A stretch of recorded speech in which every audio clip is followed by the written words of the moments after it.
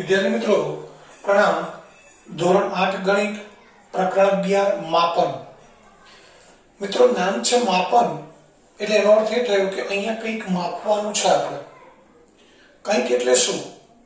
તો અહીંયા જુદા જુદા આકારો આકૃતિઓ ભૌમિતિક આકૃતિઓ એટલે બંધ આકૃતિઓ છે, કોઈ ઘન પદાર્થ છે, કોઈ સમતલીય આકાર છે, કોઈ ઘન પદાર્થ છે, એને માપવાના છે। હવે માપવાનું શું હોય? તો કોઈ બંધ આકૃતિ હોય તો એને બે માપ હોય, બે વસ્તુ આપણે માપી શકીએ કે એની પરિમિતિ અને ક્ષેત્રફળ। એ પરિમિતિ અને ક્ષેત્રફળ માપવા માટે એના જે બાજુઓ છે એ બાજુઓના માપ હોવા જોઈએ। ત્યારબાદ આગળ આવશે જુદા જુદા ચતુષ્કોણ। તો એ ચતુષ્કોણનું ક્ષેત્રફળ, પરિમિતિ, त्रिकोण, चौरस, लंबचौरस, वर्तुळ, समांतर बाजू चतुष्कोण, लंबचौरस, समलंब चतुष्कोण, आ बधाना क्षेत्रफळना सूત્રો આપણે ખાસ તો અહીંયા સમજવાના છે। એ ઉપરાંત ત્યાર પછી આગળ આવશે ઘનફળ, પૃષ્ઠફળ અને ઘનફળ। તો પૃષ્ઠફળ અને ઘનફળ કોને કહેવાય એ પછી ચર્ચા કરીશું, પરંતુ અત્યારે હાલ અહીંયા આપણે કેટલી વસ્તુ માપવાની છે? તો એક પરિમિતિ અને ક્ષેત્રફળ। આ કોને હોય? સમતલીય આકૃતિને, એટલે કે સમતલીય આપણે 10મા પ્રકરણમાં જોઈ ગયા સમતલીય આકાર કોને કહેવાય? તો એ ચતુષ્કોણ છે, ચોરસ છે, લંબચોરસ છે, ત્રિકોણ છે, વર્તુળ છે, આ બધી સમતલીય આકૃતિઓ છે। એને મિત્રો પરિમિતિ અને ક્ષેત્રફળ હોય। ઘન પદાર્થોની વાત કરીએ તો ઘન પદાર્થની અંદર આપણે પ્રિઝમ ને પિરામિડ ને બધું ભણી ગયા, પણ આપણે એ નથી ભણવાનું। અહીંયા લંબઘન, સમઘન, નળાકાર આ ત્રણ પદાર્થો છે, અને શંકુ અને ગોલક। તો આ જે પદાર્થો છે એના આપણે પૃષ્ઠફળ અને ઘનફળ એ સમજવાના છે, એના સૂત્રો સમજવાના છે। એટલે મિત્રો આ પ્રકરણની અંદર સૂત્રો ઢગલાબંધ આવશે। પરિમિતિના, ક્ષેત્રફળના, પૃષ્ઠફળના, ઘનફળના ઘણા બધા સૂત્રો આવશે। એટલે સૂત્ર નહીં આવડે તો આ પ્રકરણનો એક પણ દાખલો આપણે નહીં ગણી શકીએ, એ નક્કી છે। એટલે અત્યારથી તમને કહી દઉં છું કે જેમ જેમ અહીંયા હું સૂત્રો સમજાવું છું, સૂત્ર સમજાઈશું તમને, ગોખાવડાઈશ નહીં। તો તમારે પણ સમજીને યાદ રાખવાના છે, માત્ર ગોખવાના નથી।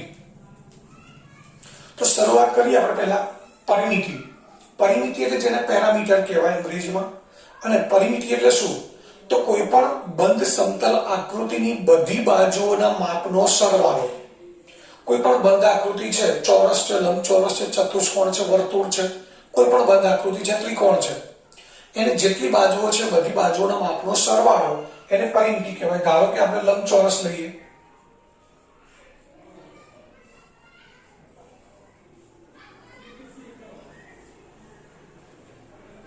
તો મિત્રો લંબચોરસમાં આપણે મોટું માપ લંબાઈ તરીકે લઈએ છીએ, અને જે નાનું માપ છે એ પહોળાઈ લઈએ છીએ, એટલે પહોળાઈ b। લંબાઈ એટલે લેન્થ, પહોળાઈ એટલે બ્રોડનેસ એટલે b। આ બે પહોળાઈ છે, આ લંબાઈ છે। હવે આને પરિમિતિ આપણે શોધવી છે। તો લંબચોરસની પરિમિતિનું સૂત્ર શું કરવું પડશે? ચારે બાજુના માપનો સરવાળો, લંબાઈ પ્લસ પહોળાઈ પ્લસ લંબાઈ પ્લસ પહોળાઈ। અહીંથી શરૂ કરીએ, લંબાઈ પ્લસ પહોળાઈ પ્લસ લંબાઈ પ્લસ પહોળાઈ, L plus L two L, B plus B two B। બંનેમાંથી બે કોમન લઈ લઈએ એટલે સૂત્ર બની ગયું મિત્રો 2 કૌંસમાં L પ્લસ B। આ લંબચોરસની પરિમિતિનું સૂત્ર થયું, અને સૂત્ર તમારી સામે છે। લંબચોરસની પરિમિતિનું સૂત્ર થયું 2 કૌંસમાં L પ્લસ B।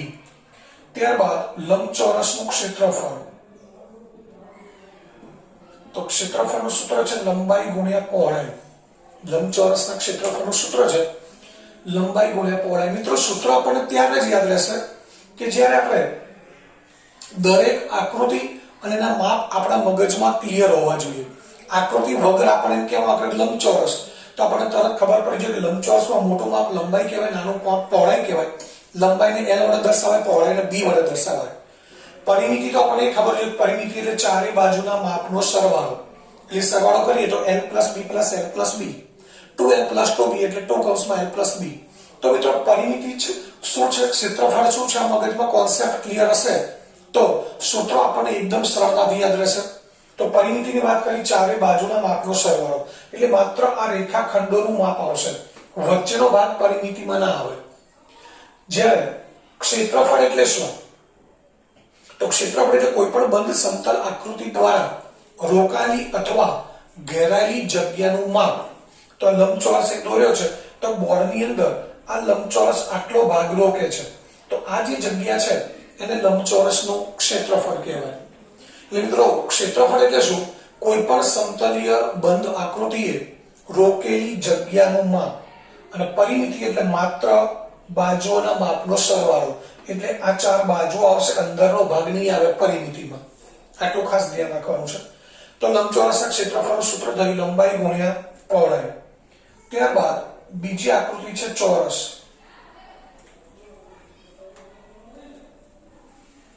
તો ચોરસ આકારથી આપણે પરિચિત છીએ.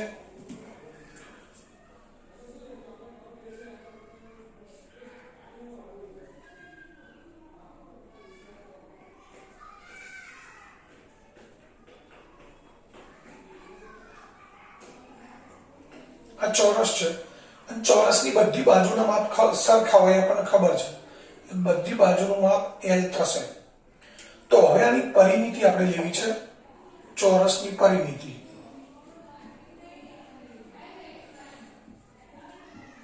તો પરિમિતિ એટલે ચારે બાજુના માપનો સરવાળો l+l+l+l.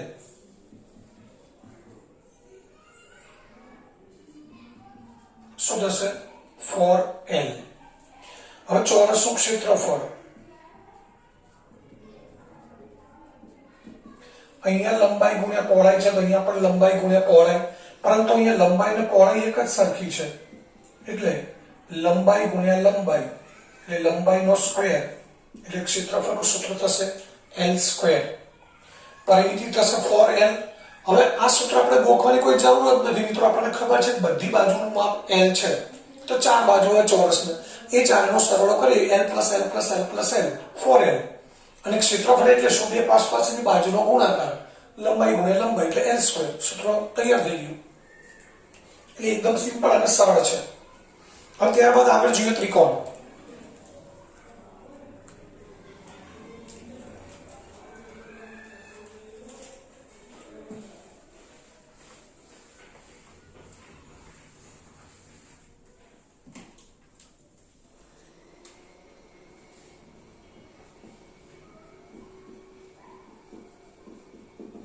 મિત્રો અહીંયા પરિમિતિ અને ક્ષેત્રફળના એકમો સમજાવવાના રહી ગયા. પરિમિતિ એટલે લંબાઈનો સરવાળો છે, એટલે પરિમિતિ એટલે લંબાઈ જ ગણે. તો એના એકમ છે સેન્ટીમીટર. મોટું માપ હોય તો મીટર, અને બહુ મોટું માપ હોય, કોઈ શહેર હોય, કોઈ મોટો મેદાન હોય, તો એની જે પરિમિતિ છે કિલોમીટરમાં ગણાય. ક્ષેત્રફળના એકમો આ દરેક ઉપર સ્ક્વેર કરી દો, સેન્ટીમીટર અથવા જેને ચોરસ સેમી કહેવાય, મીટર સ્ક્વેર અને કિલોમીટર સ્ક્વેર અથવા ચોરસ કિલોમીટર. વર્ગના લખો તો આગળ ચોરસ શબ્દ લગાડવાનો. આ ક્ષેત્રફળના અને પરિમિતિના એકમો થયા. હવે ત્રિકોણનું ક્ષેત્રફળ આપણે એનું સૂત્ર સમજવું છે.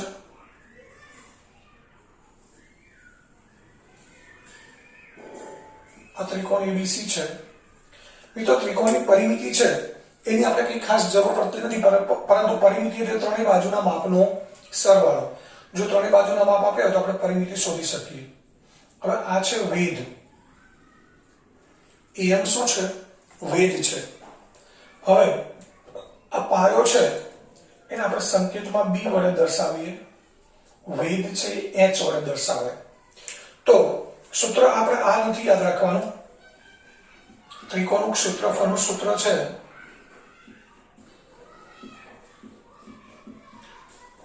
એક દુત્યાંશ પાયો ગુણ્યા વેધ.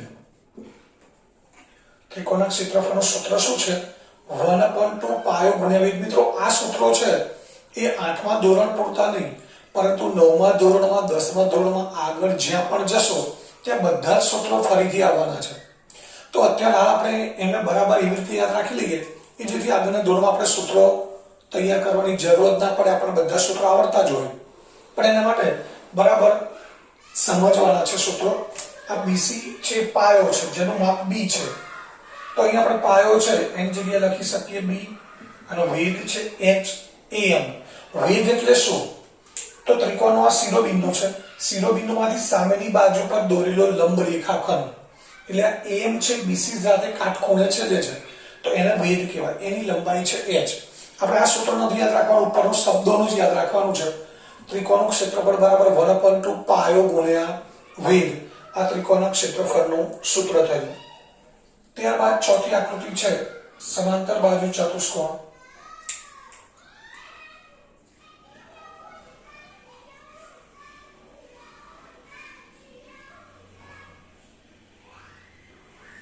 આ સમાંતર બાજુ ચતુષ્કોણ છે જેની સામસામેની બાજુની બંને જોડ સમાંતર છે. હવે અહીંયા પણ આપણે કોઈ એક શિરોબિંદુમાંથી સામેની બાજુ પર વેધ દોરીએ. અહીંયા આપણે વેધ દોરી દઈએ છીએ એમ. તો સમાંતર બાજુ ચતુષ્કોણ છે એના ક્ષેત્રફળનું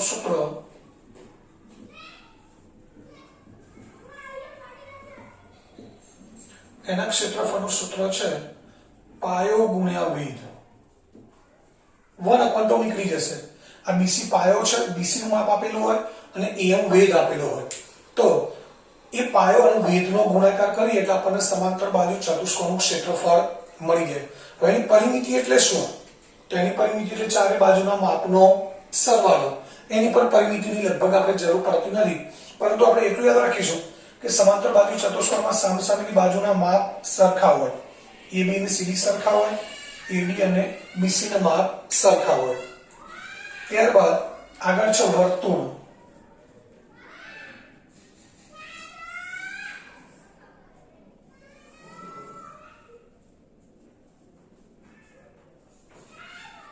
આ વર્તુળનું કેન્દ્ર છે, આ વર્તુળની ત્રિજ્યા છે, કેન્દ્ર છે O. વર્તુળની ત્રિજ્યા એટલે રેડિયસ, એનો સંકેત છે R. આ વર્તુળની ત્રિજ્યા થઈ. હવે મિત્રો વર્તુળની પરિમિતિ એને આપણે પરિઘ તરીકે ઓળખીએ છીએ. એટલે આ વર્તુળાકાર ધારનું જે માપ છે, આપણે અહીંયા ધારો કે P બિંદુ છે, P થી શરૂ કરીને પાછા P બિંદુએ આવીએ એટલે એ જે લંબાઈ થાય એને વર્તુળની પરિમિતિ અથવા પરિઘ કહેવાય. અને એનું સૂત્ર છે 2πr. શું છે સૂત્ર? 2πr. જ્યાં પાઈ ની કિંમત આપણે કઈ લેવાની હોય? 22/7 અથવા 3.14. જો 3.14 આપેલી હોય તો 3.14 લેવાની, ના આપી હોય તો 22/7 એ પાઈ ની કિંમત છે. પાઈ નું મૂલ્ય નિશ્ચિત છે, એ દરેક દાખલામાં આપણે પાઈ ની કિંમત 22/7 અથવા 3.14 મૂકવાની હોય. એટલે અહીંયા ત્રિજ્યા આપેલી હોય આપણને કે 5 સેમી ત્રિજ્યાવાળા વર્તુળની પરિમિતિ અથવા પરિઘ શોધો, તો r બરાબર 5 મૂકી દેવાના, પાઈ બરાબર 22/7 અને 2. તો પરિમિતિ એટલે પરિઘનું સૂત્ર થયું. ત્યારબાદ વર્તુળનું ક્ષેત્રફળ.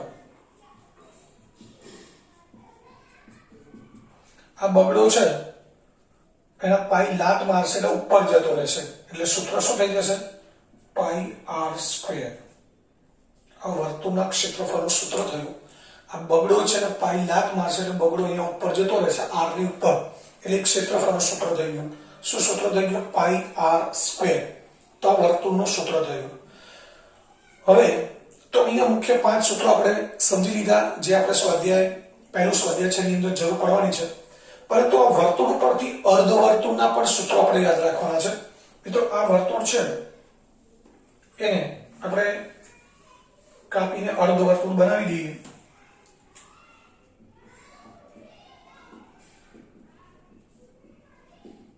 તો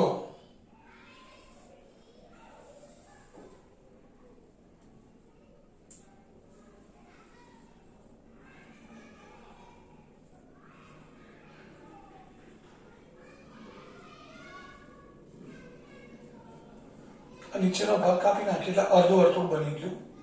હવે આ છે એની ત્રિજ્યા.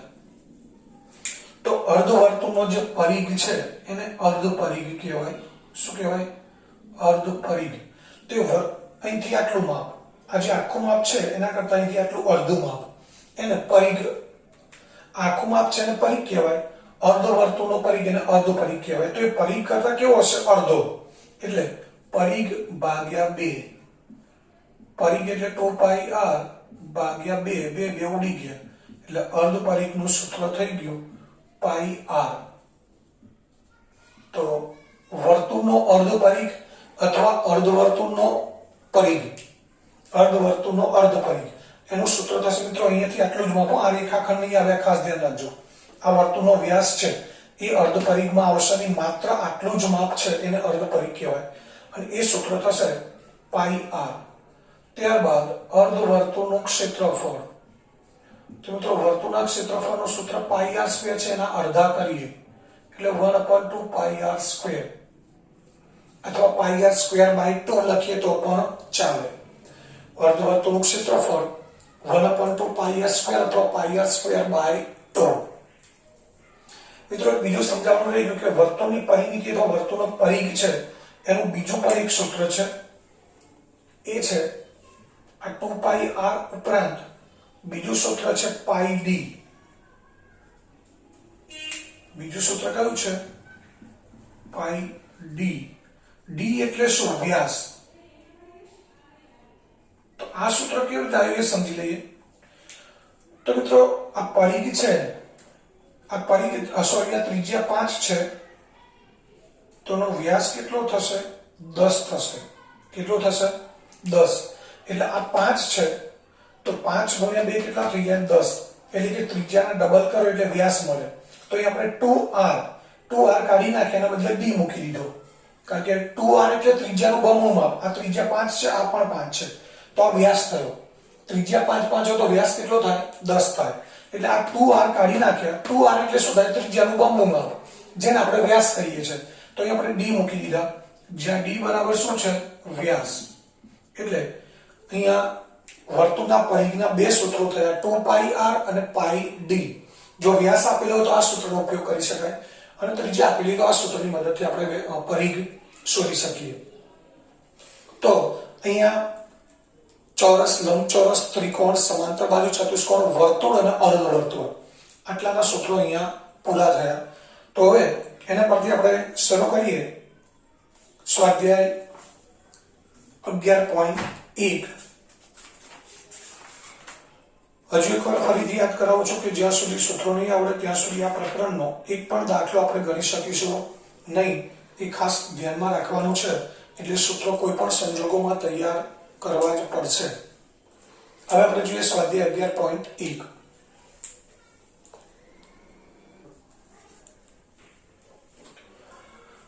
વિદ્યાર્થી મિત્રો, હવે સ્વાધ્યાય 11.1 એનો પહેલો પ્રશ્ન છે કે આકૃતિમાં એક ચોરસ અને એક લંબચોરસ એમ બે ખેતર છે, એમના માપ આપેલા છે. ચોરસની આ જે લંબાઈ છે એ 60 મીટર છે. હવે આપણને ખબર છે કે લંબાઈ 60 મીટર હોય તો પહોળાઈ પણ 60 મીટર જ હોય. ચોરસના બધા માપ સરખા હોય એટલે ચારે બાજુના માપ સરખા છે. બંને ખેતરોની પરિમિતિ સરખી છે. આ બંને ખેતરની પરિમિતિ સરખી છે. તો કયા ખેતરનું ક્ષેત્રફળ વધારે હશે? મિત્રો, ચોરસની લંબાઈ આપણને આપેલી છે, n બરાબર આપણે 60 મીટર લઈએ તો ચોરસની પરિમિતિનું સૂત્ર થાય 4n. n ગુણ્યા 4 કરીએ એટલે 4 ગુણ્યા 60 કરીએ 240 મીટર પરિમિતિ થાય. ક્ષેત્રફળ શોધવું છે તો ક્ષેત્રફળનું સૂત્ર છે l², એટલે 60 નો સ્ક્વેર 3600 એનું ક્ષેત્રફળ થઈ ગયું. તો ચોરસની લંબાઈ આપી છે એટલે પરિમિતિના ક્ષેત્રફળ મળી જશે. પરંતુ આ લંબચોરસ છે એની માત્ર લંબાઈ આપેલી છે, પહોળાઈ ખબર નથી, આપેલી નથી. ચોપડીમાં જોતા કદાચ મિત્રો એવું લાગે કે લંબચોરસ અને ચોરસની આ લંબાઈ છે સરખી દેખાતી હોય, કદાચ આ 60 છે તો 60 લાગે, પરંતુ એવું સમજી લેવાનું કોઈ જરૂર નથી. તો લંબચોરસની પરિમિતિ અને ક્ષેત્રફળ કેવી રીતે શોધાય? તો લંબચોરસની પરિમિતિનું સૂત્ર છે 2 કૌંસમાં લંબાઈ પ્લસ પહોળાઈ અને ક્ષેત્રફળનું સૂત્ર છે લંબાઈ ગુણ્યા પહોળાઈ. એમાંથી માત્ર આપણી પાસે લંબાઈ છે, પહોળાઈ નથી. તો પહોળાઈ કેવી રીતે શોધવાની? તો એના માટે શું કરવાનું? મિત્રો, એક અંદર એક વાક્ય આપેલું છે કે બંનેની પરિમિતિ સરખી છે. એટલે ચોરસ અને લંબચોરસની પરિમિતિ સરખી છે. મિત્રો, આપણે લંબચોરસની પરિમિતિનું સૂત્ર શું લખીએ છીએ? 2 કૌંસમાં L પ્લસ બી. હવે એક વસ્તુ આપણે સમજવાની છે દરેક સૂત્ર માટે કે આ સૂત્રમાં કેટલી કિંમતો આવે છે. પરિમિતિ, લંબાઈ અને પહોળાઈ, આ ત્રણ કિંમત આવે છે. તો કોઈ પણ સૂત્રમાં ત્રણ કિંમત આવતી એમાંથી આપણી પાસે બે કિંમત હોય તો આપણે ત્રીજી કિંમત શોધી શકીએ. જેમ કે લંબાઈ અને પહોળાઈ હોય તો આપણે લંબાઈની જગ્યાએ L ની જગ્યાએ લંબાઈ મૂકીએ, બી ની જગ્યાએ પહોળાઈ મૂકીએ તો પરિમિતિ મળી જાય. અથવા તો લંબાઈ અને પરિમિતિ બે હોય તો એની પરથી શું મળી જાય? પહોળાઈ. પહોળાઈ અને પરિમિતિ હોય તો શું મળી જાય? લંબાઈ. એટલે મિત્રો ગણિત અને ઇવન વિજ્ઞાનમાં પણ આટલું ખાસ યાદ રાખજો કે કોઈ પણ સૂત્રની અંદર જેટલી કિંમતો આવતી હોય એમાંથી એક ઓછા કરીએ, ત્રણ આવે છે પરિમિતિ, લંબાઈ, પહોળાઈ, તો એમાંથી આપણી પાસે કોઈ પણ બે કિંમત હોય તો ત્રીજી કિંમત આ જ સૂત્રની મદદથી આપણે શોધી શકીએ. તો હવે આપણે શું કરવાનું છે સમજવાનું છે. તો બંનેની પરિમિતિ સમાન છે આપેલું છે તો આની પરિમિતિ કેટલી મળે છે આપણને? 240. તો મિત્રો આની પરિમિતિ પણ 240 થશે. તો હવે આપણી પાસે પરિમિતિ છે અને લંબાઈ છે. તો લંબાઈની પરિમિતિનો ઉપયોગ કરીને શું શોધવાનું છે? ક્ષેત્રફળ, પહોળાઈ. લંબાઈની પરિમિતિનો ઉપયોગ કરીને પહોળાઈ શોધવાની છે અને પહોળાઈ મળી જાય પછી લંબચોરસના ક્ષેત્રફળનું આપણે સૂત્ર મૂકીએ એટલે આપણને ક્ષેત્રફળ મળે અને પછી આપણે કહી શકીએ કે બેમાંથી કોનું ક્ષેત્રફળ વધારે છે. તો મિત્રો દાખલો બરાબર સમજવાનો છે. પહેલા આપણે એટલું યાદ રાખવાનું કે માપ આપ્યા છે એની પરથી આપણે શું શોધી શકીએ. તો આ એક માપ આપ્યું છે એની પરથી પરિમિતિનું ક્ષેત્રફળ મળી ગયા છે, પરંતુ અહીંયા માત્ર લંબાઈ છે, પહોળાઈ નથી. તો પહોળાઈ વગર નહીં પરિમિતિ શોધી શકાય, નહીં ક્ષેત્રફળ શોધી શકાય. તો એનો અર્થ એ થયો કે પહેલા આપણે પહોળાઈ શોધવી પડે. તો એના માટે શું કરવાનું? તો એક વાક્ય આપેલું છે કે બંનેની પરિમિતિ સરખી છે. તો આની પરિમિતિ આપણે શોધેલી છે, એટલી જ પરિમિતિ લંબચોરસની થશે. એટલે કે આપણી પાસે પરિમિતિ છે અને લંબાઈ છે, એની પરથી આપણે પહોળાઈ શોધવાની છે. તો તમે દાખલો સમજી ગયા છો. તો હવે આપણે આગળ શરૂ કરીએ.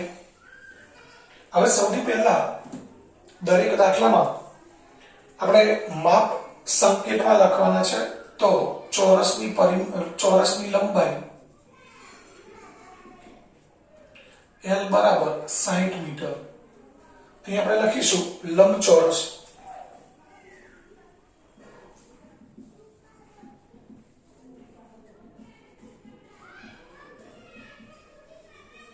અહીં આપણે સ્મોલ l નહીં લઈ શકીએ. આપણને ધ્યાન રાખવાનું છે કે બંનેની લંબાઈ જુદી જુદી છે તો એક સરખો સંકેત ના લેવાય.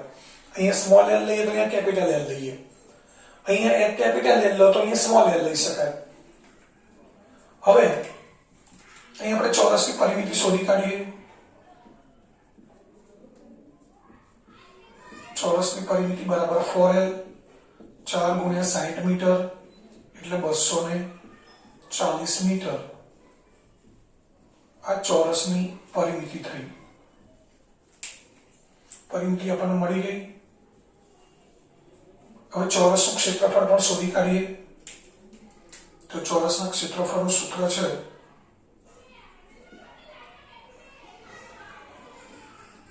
L square. L સ્ક્વેર એટલે 60 મીટરનો સ્ક્વેર. 60 મીટરનો સ્ક્વેર એટલે 60 નો વર્ગ કેટલો થશે? 6 નો વર્ગ 36. એક શૂન્ય છે તો ડબલ કરી દેવાની.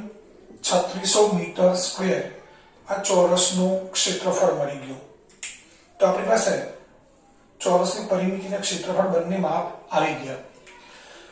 હવે તમને સમજાયું એમ કે આપણે લંબચોરસની પરિમિતિ અને ક્ષેત્રફળ શોધવા માટે પહેલા પહોળાઈ જોઈશે. તો પહોળાઈ કેવી રીતે મળશે? તો એના માટે આપણે લંબચોરસની પરિમિતિ અને ચોરસની પરિમિતિ સરખી છે તો માટે લંબચોરસની પરિમિતિ ચોરસની પરિમિતિ જેટલી જ છે માટે લંબચોરસની પરિમિતિ બરાબર 240 મીટર. હવે આપણે શું કરવાનું છે? લંબચોરસની પરિમિતિનું સૂત્ર મૂકી દઈએ. 2 કૌંસમાં લંબાઈ પ્લસ પહોળાઈ. પરિમિતિ છે 240, 2 લંબાઈ 80 અને પહોળાઈ b. હવે સાદો રૂપ કેવી રીતે આપવાનું એ ખાસ ધ્યાન રાખવાનું છે. આ બે આખા કૌંસની સાથે ગુણાકારમાં છે તો પહેલા 80 સાથે ગુણવાના નથી, 2 વડે ભાગી દઈએ. 2 વડે ભાગી દઈએ એટલે 240 ભાગ્યા 2 80 પ્લસ b. 120 બે વડે ભાગીએ તો 80 પ્લસ બી. હવે બી શોધવા માટે 80 સામે લીધી એટલે માઇનસ થશે, તો બી બરાબર કેટલા મળશે 40.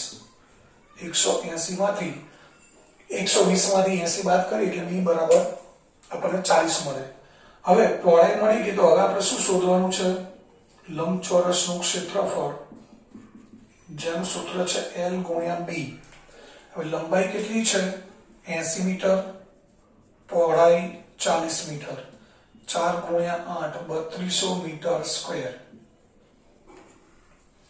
તો ચોરસનું ક્ષેત્રફળ 3600 મીટર સ્ક્વેર છે અને લંબચોરસનું ક્ષેત્રફળ મળ્યું આપણને 3200 મીટર સ્ક્વેર. તો બેમાંથી કોનું ક્ષેત્રફળ વધારે છે એ આપણે ચોક્કસ કહી શકીએ કે ચોરસનું ક્ષેત્રફળ વધારે છે. તો આપણે લખી દઈએ અહીં ચોરસનું ક્ષેત્રફળ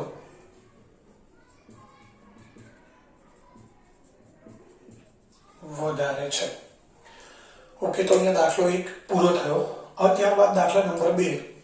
મિત્રો ફરીથી કહું છું કે દાખલા બરાબર સમજવાનો પ્રયત્ન કરજો અને થોડું જાતે વિચારજો. વિડીયો જોઈને કે ક્યાંક બીજી નોટબુકમાં કે ડાયજેસ્ટ ગાઈડમાંથી જોઈને સીધું ઉતારો ના મારી દીધા. પ્રશ્ન 2 છે કે શ્રીમતી કૌશિકનો આકૃતિમાં બતાવ્યા મુજબ એક ચોરસ માપનો પ્લોટ છે.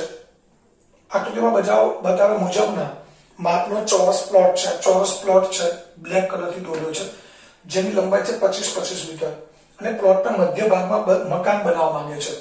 આ મધ્ય ભાગ છે, મકાન બનાવવાનું છે. એ મકાનનું માપ પણ આપેલું છે, લંબાઈ 20 મીટર, પહોળાઈ 15 મીટર. એ મકાનનું માપ છે અને બાકીનો જે ભાગ છે મકાનની ફરતે, આજે બાકીનો ભાગ જે ડોટ ડોટ ટપકા દ્વારા દર્શાવેલો છે, ત્યાં બગીચો વિકસાવવા માંગે છે.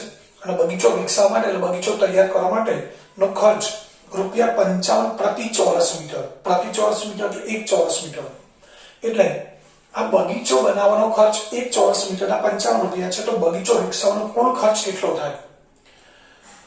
તો 1 મીટર સ્ક્વેર બગીચો વિકસાવો છે તેનો ખર્ચ ₹55 છે. તો આખો બગીચો વિકસાવવા કેટલો ખર્ચ થાય શોધવા માટે સૌથી પહેલા આપણને બગીચાનું ક્ષેત્રફળ ખબર હોવી જોઈએ.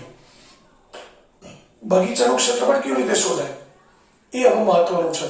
આપણને એથી ખબર પડી ગઈ કે બગીચાનું ક્ષેત્રફળ શોધીએ તો ધારો કે 100 મીટર સ્ક્વેર મળ્યું, તો આપણે લખી શકીએ કે 1 મીટર સ્ક્વેર બગીચો વિકસાવવાનો ખર્ચ ₹55. તો 100 મીટરનો ખર્ચ કેટલો? 55 ગુણ્યા 100 એટલે 5500 થાય. પરંતુ એના માટે બગીચાનું ક્ષેત્રફળ કેવી રીતે શોધવું? તો મિત્રો આ એકદમ સિમ્પલ સમજનો પ્રશ્ન છે. આમાં ક્યાંય ગણિતનો ઉપયોગ નથી કરવાનો. એક સામાન્ય લોજિકનો પ્રશ્ન છે કે ચોરસ પ્લોટ છે, એમાં લંબચોરસ મકાન છે, બાકીના ભાગમાં બગીચો છે. તો બગીચાનું ક્ષેત્રફળ શોધવા એકદમ સરળ સિમ્પલ વસ્તુ છે કે ચોરસ પ્લોટમાંથી લંબચોરસ મકાનનું ક્ષેત્રફળ બાદ કરી દઈએ. આખો જે ચોરસ છે એ શું છે? પ્લોટ છે અને અંદર લંબચોરસ બગીચો છે. ચોરસ પ્લોટમાંથી લંબચોરસ મકાનનું ક્ષેત્રફળ બાદ કરી દો એટલે બાકી શું વધશે? બગીચો. એટલે બગીચાનું ક્ષેત્રફળ મળી જાય. તો એના માટે સૌથી પહેલા આપણે બધાના માપ લખી દઈશું. એમાં ચોરસ પ્લોટની લંબાઈ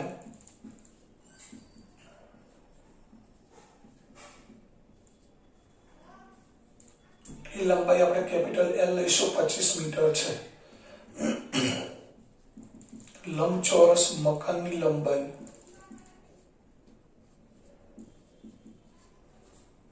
L બરાબર 20 મીટર, પહોળાઈ B બરાબર 15 મીટર. આપણે માપ પહેલા બધા લખી દેવાના, જે જરૂર છે આપેલા છે બધા માપ પહેલા આ રીતે સંકેતમાં લખી દઈશું. હવે તમે પહેલા ચોરસ પ્લોટનું ક્ષેત્રફળ શોધો, પછી લંબચોરસ મકાનનું ક્ષેત્રફળ શોધો, પછી બેની બાદબાકી કરો. એના કરતા મિત્રો દાખલો એકદમ ટૂંકમાં પતી જાય. 3 સ્ટેપમાં તમે ગણો એ દાખલો 1 સ્ટેપમાં પતી જાય. કેવી રીતે? તો બગીચાનું ક્ષેત્રફળ બરાબર ચોરસ પ્લોટનું ક્ષેત્રફળ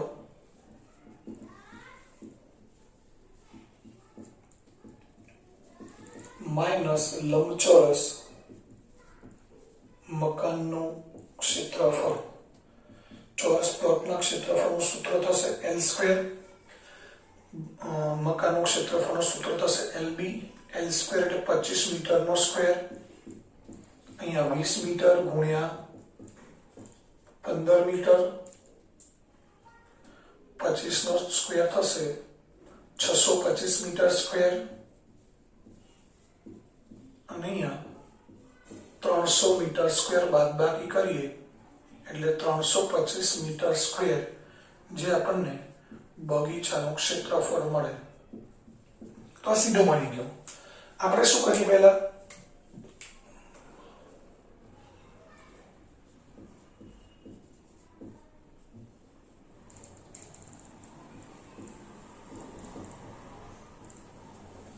તમે પહેલા ચોરસ પ્લોટનું ક્ષેત્રફળ અલગથી શોધો, 625 મળે. લંબચોરસ મકાનનું ક્ષેત્રફળ શોધો, 300 મીટર સ્ક્વેર મળે. પછી બેની બાદબાકી કરો, એના કરતા સીધું જ આપણને બગીચાનું ક્ષેત્રફળ મળી જાય. હવે આપણે ખર્ચ શોધવો છે, તો લખી દઈએ 1 મીટર સ્ક્વેર બગીચાનો ખર્ચ ₹55. તો 325 મીટર સ્ક્વેર બગીચાનો ખર્ચ કેટલો? તો શું થશે? બગીચાનો ખર્ચ 325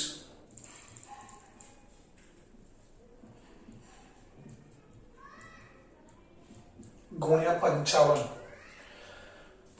325 ગુણ્યા 55 કરીએ, 55 ગુણ્યા 5 કરીએ તો 275 થાય, 5 વધી 27. 55 ગુણ્યા 55 ગુણાકાર 2 સમીકરણ મિત્રો તમારે જેમ કરો છો એમ કરવાનું. 55 ગુણ્યા 2 110 અને 27 137 વધી 13.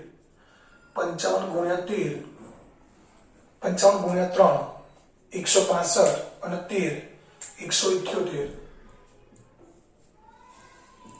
એટલે 17,875 રૂપિયા ખર્ચ થાય. તો બગીચો બનાવવાનો ખર્ચ મળી ગયો 17,875. તો આ રીતે અહીંયા આ દાખલો 2 છે, પ્રશ્ન 2 પૂરો થયો. ત્યારબાદ આગળ જોઈશું પ્રશ્ન 3 અને 4.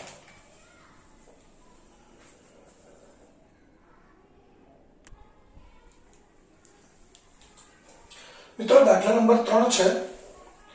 અહીં આકૃતિમાં દર્શાવ્યા મુજબનો એક બગીચો છે. બગીચાનો મધ્ય ભાગ, આખો બગીચો છે, બગીચાનો મધ્ય ભાગ છે લંબચોરસ આકાર છે, અને લંબચોરસની બંને બાજુ છેડા પર એક એક અર્ધવર્તુળાકાર ભાગ. આ લંબચોરસ છે, એની આ બાજુ એક અર્ધવર્તુળાકાર ભાગ છે, આ બાજુ પણ આ અર્ધવર્તુળાકાર ભાગ છે. બગીચાની પરિમિતિ અને ક્ષેત્રફળ શોધો. બગીચાની પરિમિતિ એટલે બગીચાની બહારની ધાર. આ લંબાઈ દોરેલી છે પણ એ પરિમિતિમાં ના આવે મિત્રો, આ ખાસ યાદ રાખજો. પરિમિતિ એટલે કોઈ પણ આકૃતિ છે એની બહારની જે ધાર છે, બાજુઓ છે, એનું માપ. આ બહારની ધાર જ ગણતરીમાં લેવાની હોય. આ વચ્ચેની બાજુ છે એ પરિમિતિમાં ન આવે. એટલે આપણે બગીચાની આ ધારનું માપ શોધવું છે. હવે એના માટે આપણે કોની જરૂર પડે? તો આ માપ છે આખો 20 મીટર છે, આ 7 મીટર છે. હવે 7 મીટર છે તો મિત્રો આ લંબચોરસ ભાગ છે એના માટે 7 મીટર શું છે? પહોળાઈ છે. 7 મીટર શું છે? લંબચોરસ ભાગ માટે પહોળાઈ. જ્યારે આ બંને અર્ધવર્તુળ માટે શું છે? વ્યાસ છે. આ અર્ધવર્તુળ છે, આપણે એને તૂટક લાઈનથી દોરી દઈએ તો વર્તુળ બની જાય. ખાલી સમજવા માટે દોરું છું. આ આખો વર્તુળ બની ગયો બંને બાજુ. તો આ શું થયો? વર્તુળનો વ્યાસ. તો અને આ શું છે? અર્ધ પરિઘ અથવા અર્ધવર્તુળનો પરિઘ, એટલે એનું સૂત્ર છે પાઈ આર. તો આ ધ્યાન રાખવાનું છે કે આ 7 મીટર છે એ લંબચોરસ માટે પહોળાઈ છે અને અર્ધવર્તુળ માટે વ્યાસ છે. વ્યાસ છે 7 મીટર, તો ત્રિજ્યા એના કરતા હંમેશા અડધી હોય. એટલે ત્રિજ્યા કેટલી થશે? 3.5 મીટર. 7 ના અડધા કેટલા થાય? 3.5 મીટર. તો એ અર્ધવર્તુળની ત્રિજ્યા થઈ. હવે ત્યારબાદ લંબચોરસ છે એ લંબચોરસની લંબાઈની આપણે જરૂર છે. પહોળાઈ તો મળી ગઈ આકૃતિ પરથી, પણ લંબાઈની જરૂર છે. તો લંબાઈ લંબચોરસની અહીંયાથી આટલા સુધી જ ગણાય. 20 મીટર આખું માપ છે. તો મિત્રો આ લંબાઈ શોધવા શું કરવું પડે? આ જે અર્ધવર્તુળની ધ્યાન આપજો મિત્રો, આ અર્ધવર્તુળનો વ્યાસ છે તો આ બંને ત્રિજ્યા થશે, આ પણ ત્રિજ્યા થશે. એ રીતે આ બાજુ આને લંબાવો તો આ પણ ત્રિજ્યા થશે. તો આ ત્રિજ્યા કેટલી થશે? 3.5 મીટર. આ પણ કેટલી થશે? 3.5 મીટર. એટલે એનો અર્થ એ થયો કે લંબચોરસની આપણે લંબાઈ જોઈતી હોય તો 20 મીટરમાંથી 3.5 મીટર જમણી બાજુ અર્ધવર્તુળની ત્રિજ્યા, ડાબી બાજુના અર્ધવર્તુળની ત્રિજ્યા એટલે 7 મીટર બાદ કરવું પડે. અને 7 મીટર બાદ કરીએ એટલે આપણને લંબચોરસની લંબાઈ મળે મિત્રો 13 મીટર. કેટલી મળશે? 13 મીટર. એટલે લંબચોરસની લંબાઈ થઈ. આ બધું આપણે લખવાનું છે. અત્યારે આનું ખાલી સમજાવી દઉં છું. એટલે આકૃતિ આપણે બરાબર ધ્યાનથી સમજી લઈશું. આ હવે આપણે વર્તુળને કેન્સલ કરી દઈએ છીએ એટલે તમને ખબર પડી ગઈ હશે. તો મિત્રો હવે લંબચોરસની લંબાઈ પહોળાઈ મળી ગઈ. લંબાઈ 13 મીટર, પહોળાઈ 7 મીટર. હવે બંને અર્ધવર્તુળ છે એની લંબાઈ શોધવી છે.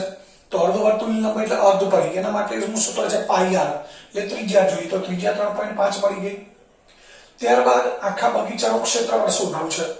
પહેલા પરિમિતિની વાત કરીએ તો પરિમિતિમાં કયો માપ આવશે મિત્રો?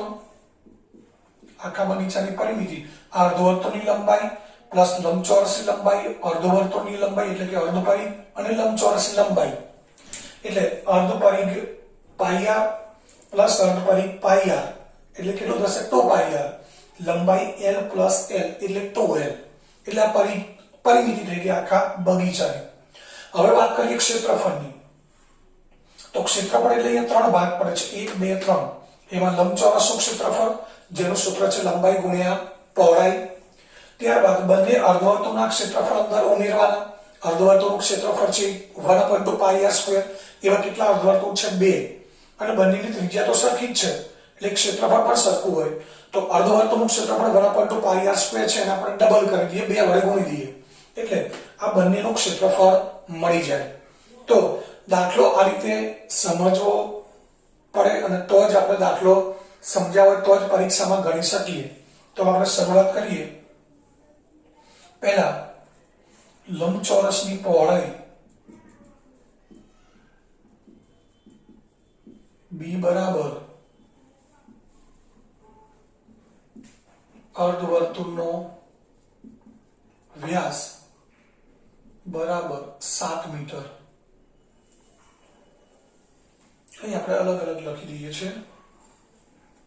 પહોળાઈ 7 મીટર, અર્ધવર્તુળનો વ્યાસ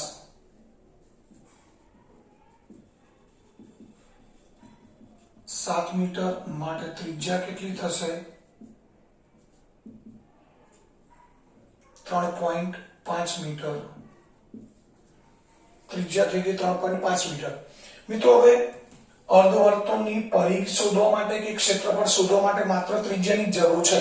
એટલે અર્ધવર્તુળ માટે બીજા કોઈ માપની જરૂર નથી. પરંતુ આપણે લંબચોરસની લંબાઈ જોઈએ છે. તો લંબચોરસની લંબાઈ l બરાબર શું થશે? આપણને ખબર છે કે 20 મીટર એટલે લંબાઈ 20 મીટર માઈનસ અર્ધવર્તુળની ત્રિજ્યા અને આ ત્રિજ્યા બંને બાદ કરવાના એટલે 3.5 મીટર માઈનસ 3.5 મીટર એટલે 20 મીટર માઈનસ 7 મીટર એટલે લંબાઈ l બરાબર 13 મીટર. તો મિત્રો હવે આપણે બધાના માપ લખી દીધા છે. હવે આપણે જે કિંમતો શોધવાની છે એના તરફ જોઈએ. પહેલા બગીચાની પરિમિતિ.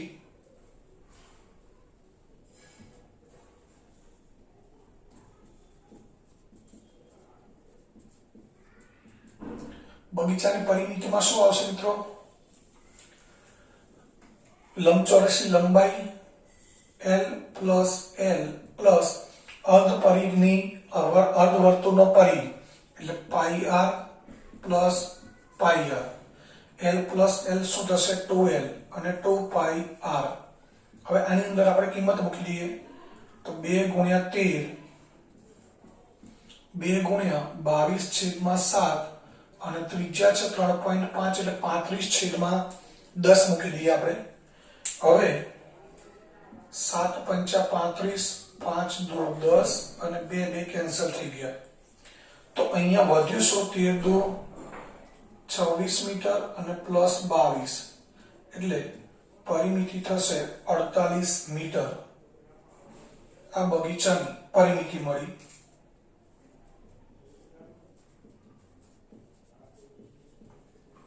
કેટલી મળી? 48 મીટર.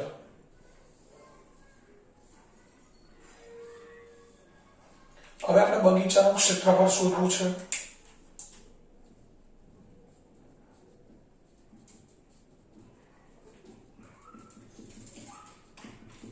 તો લંબચોરસનું ક્ષેત્રફળ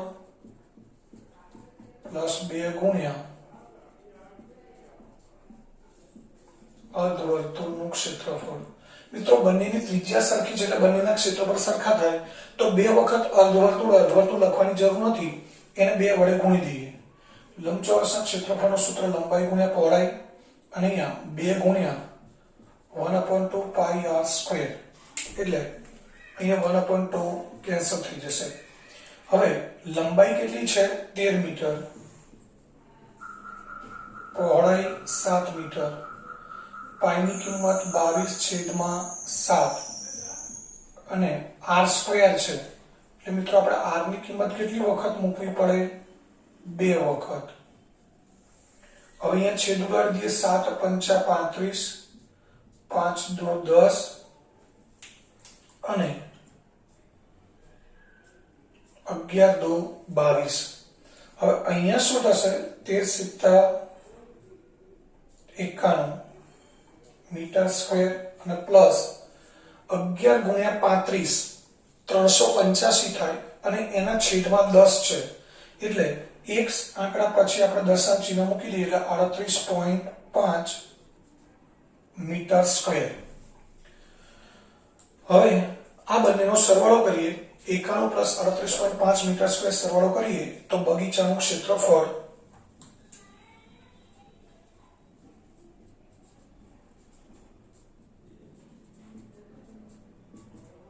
0.5 મૂકી દઈએ. 8 અને 1 9 અને 9 ને 3 12 129.5 મીટર સ્ક્વેર એ બગીચાનું ક્ષેત્રફળ થયું. 129.5 આ બગીચાનું ક્ષેત્રફળ થયું મિત્રો. હવે ત્યારબાદ તો તમે સમજી ગયા છો બરાબર સારી રીતે. હવે દાખલા નંબર 4 જોઈએ. તો દાખલા નંબર 4 ની રકમ છે ભોંયતળિયે લગાવવાની એક લાદી. એટલે આપણે જે ફ્લોરિંગ હોય ઘરમાં જે ફ્લોરિંગ છે એ ફ્લોરિંગમાં લગાવવાની લાદી સમાંતર બાજુ ચતુષ્કોણ આકારની છે. આ સમાંતર બાજુ ચતુષ્કોણ આકાર. તેની પાયની લંબાઈ 24 સેમી. આ પાયની લંબાઈ 24 સેમી છે અને તેની આનુષંગિક ઊંચાઈ મિત્રો પાયાથી સામેની જે બાજુ છે એ બંને વચ્ચેનું અંતર, પાયો અને એની સામેની બાજુ બંને વચ્ચેનું અંતર જેને આપણે પાયા પરનો વેધ કહીશું એ ઊંચાઈ છે 10 સેમી. 1080 ચોરસ મીટર ભોંયતળિયા પર આ મુજબની લાદી લગાવવાની હોય તો કેટલી લાદી જોઈશે? મિત્રો આવી લાદી લગાવવાની છે અને એ લાદી લગાવવાની છે એ ભોંયતળિયાનું ક્ષેત્રફળ કેટલું છે? 1080 મીટર સ્ક્વેર.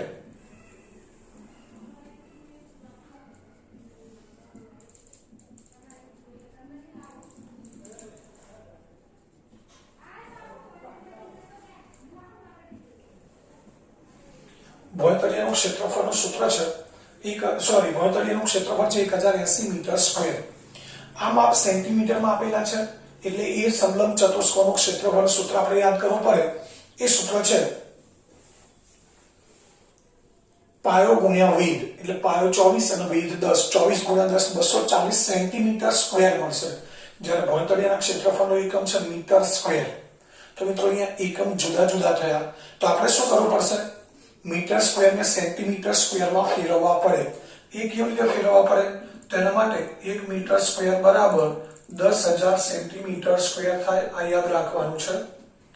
તો 1080 મીટર સ્ક્વેર બરાબર શું થાય? 1080 ગુણ્યા 10,000 એટલે કેટલા થશે? 1080 ની પાછળ બીજી 4 શૂન્ય સેન્ટીમીટર સ્ક્વેર. આ શું થયું? ભોંયતળિયાનું ક્ષેત્રફળ.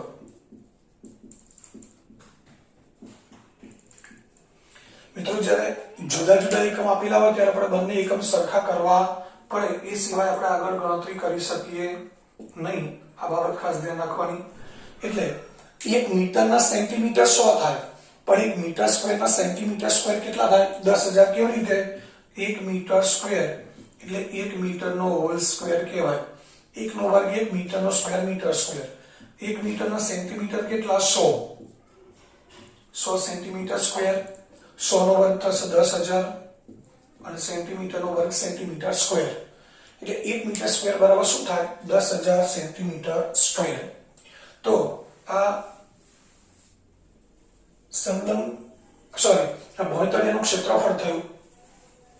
હવે આપણે આટલી સેન્ટીમીટર સ્ક્વેર ક્ષેત્રફળ છે, એમાં આવી લાદી લગાવવાની છે, તો કેટલી લાદીની જરૂર પડે? તેના માટે શું કરવું પડે? પહેલા આપણે સમલંબ ચતુષ્કોણાકારની લાદી છે એનું ક્ષેત્રફળ શોધવું પડે. સમાંતર બાજુ ચતુષ્કોણાકારની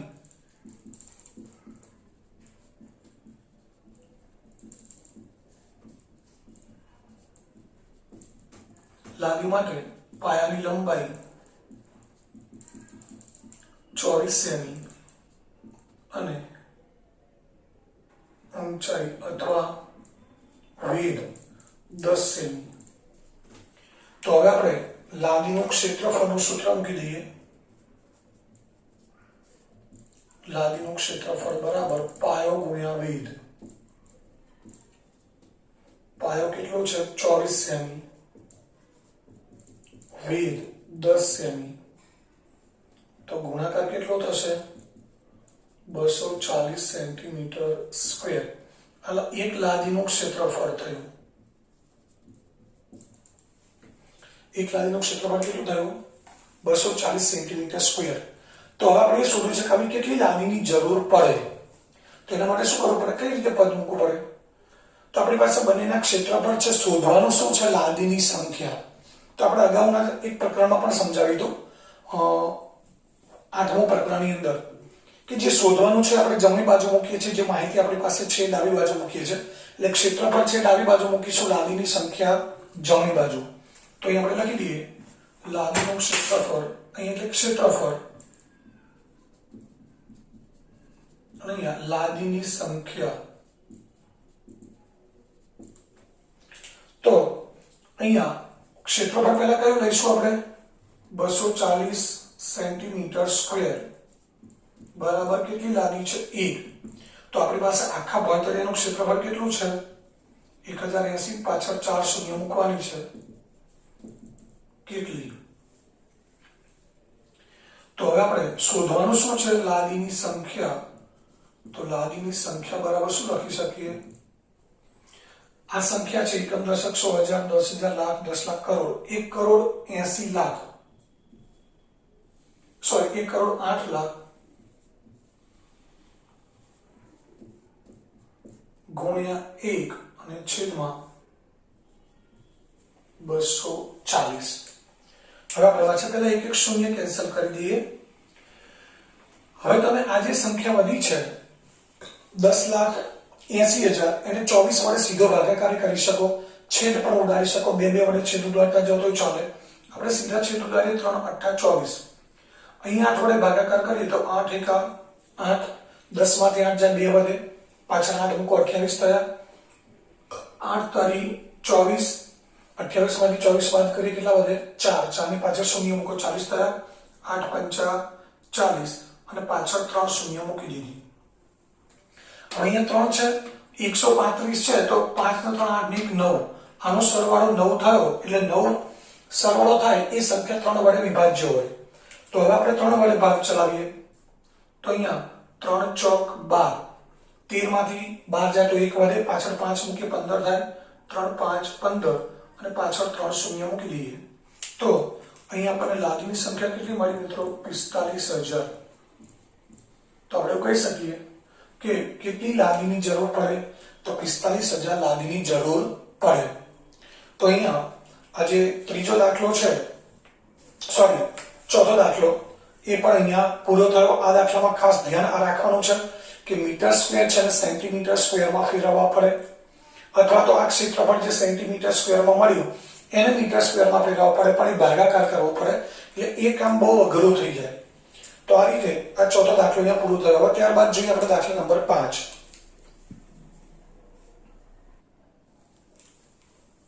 મિત્રો ત્યારબાદ દાખલા નંબર 5. એક કીડી કોઈ ભોંયતળિયા પર પડેલા જુદા જુદા આકારના ખાદ્ય પદાર્થોની ચારે બાજુ પરિમિતિ માર્ગે પરિભ્રમણ કરે છે.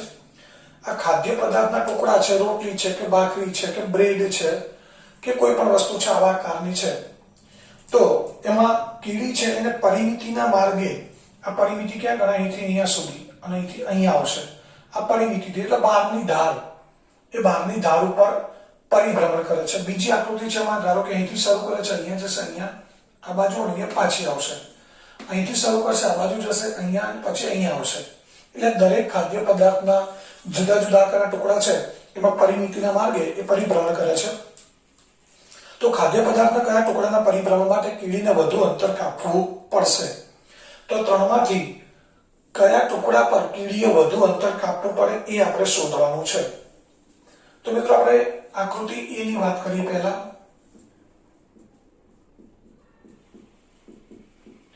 તો એમાં જે માર્ગે પરિભ્રમણ કરે છે એ આ અર્ધવર્તુળ એટલે અર્ધપરિઘ અને આ એનો વ્યાસ છે.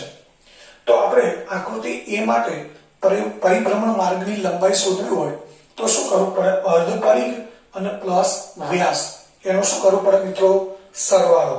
તો એના માટે અહીં આપણે માપ લખી દઈએ.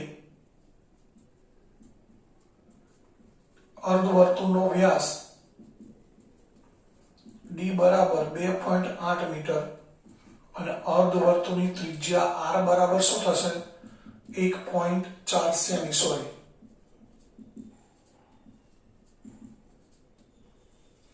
વ્યાસ કરતા ત્રિજ્યા અડધી હોય. ત્રિજ્યા કેમ લેવી પડી? તો આ અર્ધપરિઘનું સૂત્ર છે પાઈ r.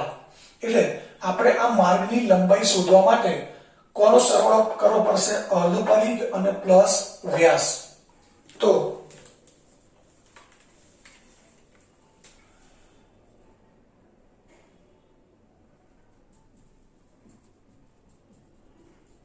ખાદ્ય પદાર્થના ટુકડાની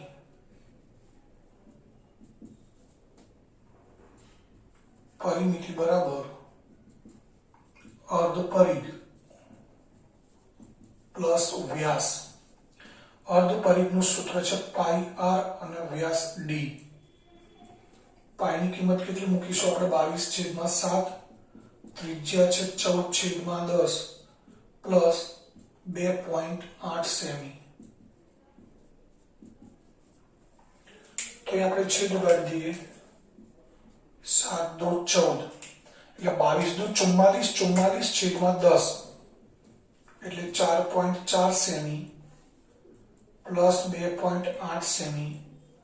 સરવાળો કરીએ એટલે 7.2 સેમી થાય. તો ખાદ્ય પદાર્થની પરિમિતિ થઈ, ટુકડાની પરિમિતિ 7.2 સેમી.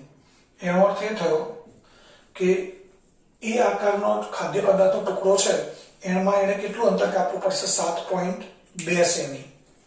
હવે ત્યારબાદ જઈએ આકૃતિ બી માટે. આકૃતિ બી આકાર જોઈએ પહેલા. તો આ ભાગ છે લંબચોરસ છે, લંબચોરસની આ ધાર નથી. એ પહેલા આપણે નક્કી કરી દઈએ કે આ જે કીડી છે એને આ માર્ગે પરિભ્રમણ કરવાનું છે, જેમાં આ છે અર્ધપરિઘ, આ શું છે? અર્ધપરિઘ. અને આ લંબાઈ છે એ અર્ધપરિઘનો વ્યાસ ગણાય. અહીં આપણે જોડી દઈએ, ખાલી સમજવા માટે તૂટક લાઈનથી જોડું છું. તો અર્ધપરિઘનો વ્યાસ થઈ ગયો 2.8. હવે અર્ધપરિઘનો વ્યાસ છે તો ત્રિજ્યા મળી જશે 1.4. એટલે અર્ધપરિઘની લંબાઈ પણ પાઈ આર સૂત્રની મદદથી મળી જશે. બાકી આ ત્રણ માપ કેવી રીતે મળે? તો આ 1.5 છે તો લંબચોરસ આકાર દેખાય છે. એની સામેની બાજુ પણ કેટલી હોય? 1.5 હોય. આ 2.8 છે તો સામે પણ કેટલું હોય? 2.8 સેમી. એટલે લંબચોરસ ભાગ છે એની લંબાઈ 2.8 થશે, પહોળાઈ બી 1.5 સેમી થશે. તો આપણે શું કરીશું? પહોળાઈ પ્લસ લંબાઈ પ્લસ પહોળાઈ પ્લસ અર્ધપરિઘ એટલે બી પ્લસ એલ પ્લસ બી પ્લસ પાઈ આર, આ ચારનો સરવાળો કરીએ એટલે આપણને કીડીએ કાપવાનું અંતર મળી જાય. તો અહીંયા લખી દઈએ લંબચોરસ ભાગની પહોળાઈ બી બરાબર 1.5 સેમી, લંબચોરસ ભાગની લંબાઈ એલ બરાબર 2.8 સેમી અને અર્ધવર્તુળાકાર ભાગનો વ્યાસ ડી બરાબર 2.8 સેમી. તો અર્ધવર્તુળાકાર ભાગની ત્રિજ્યા આર બરાબર 1.4 સેમી. તો હવે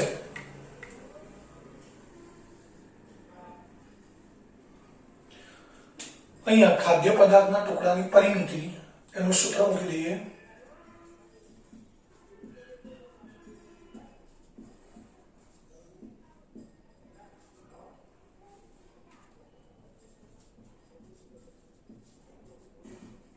શું થશે? બી પ્લસ એલ પ્લસ બી પ્લસ પાઈ આર. બી છે 1.5, એલ 2.8, બી 1.5 અને પાઈ આર 22/7 ગુણ્યા 1.4 14/10. અહીંયા છેદ ઉડાડી દઈએ આપણે 7 દુ 14. 1.5 પ્લસ 1.5 3 થાય અને 3 પ્લસ 2.5 એટલે 2.8 5.8 સેમી અને પ્લસ 22 દુ 44 અને ભાગ્યા 10 એટલે 4.4 સેમી. આ બંનેનો સરવાળો થશે 10.2 સેમી. કેટલો સરવાળો થશે મિત્રો? 10.2 સેમી. હવે ત્યારબાદ જે ત્રીજી આકૃતિ છે એની વાત કરીએ. એટલે આકૃતિ સી માટે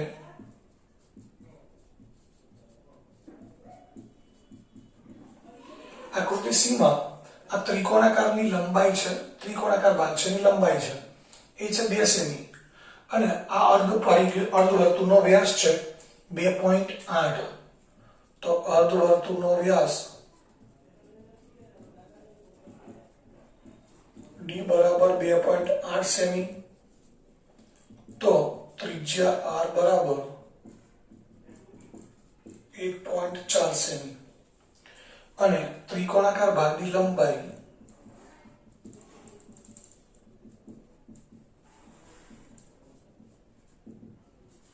એલ બરાબર 2 સેમી. તો આપણે લખી શકીએ ખાદ્ય પદાર્થની પરિમિતિ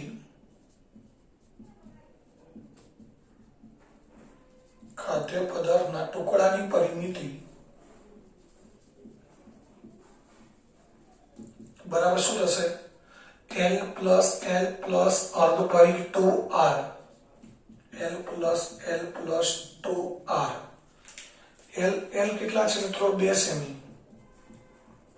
2 સેમી પ્લસ 2 સેમી પ્લસ 2 ગુણ્યા 14 પાઈ આર લેવાનું છે. 2R ની અહીંયા પાઈ આર આવશે એટલે 22/7 14/10. અહીંયા આપણે છેદો ઉડાડીએ 7 દુ 14. તો 2 પ્લસ 2 કેટલો થશે? 4 સેમી અને પ્લસ 22 દુ 44 ભાગ્યા 10 4.4 એટલે જવાબ થશે 8.4 સેમી. તો આ પરિમિતિ મળી છેલ્લા ખાદ્ય પદાર્થના ટુકડાની.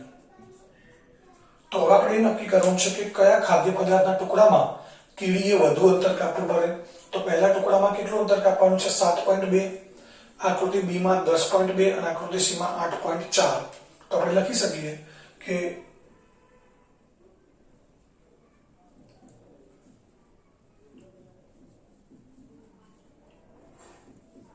ખાદ્ય પદાર્થના ટુકડા બી માટે કીડીએ વધુ અંતર કાપવું પડે. તો મિત્રો અહીંયા દાખલો 5 પૂરો થયો અને આ દાખલાની સાથે સ્વાધ્યાય 11.1 પણ અહીંયા પૂરો થયો. તો આ રીતે સૌથી પહેલા ધ્યાન રાખજો, દરેક આકાર છે એ આકારની પરિમિતિ, એનું ક્ષેત્રફળ, આ બધા જ સૂત્રો બરાબર આવડે પછી જ સ્વાધ્યાય ગણવાનું શરૂ કરવાનું છે, એ ખાસ ધ્યાનમાં રાખવાનું છે.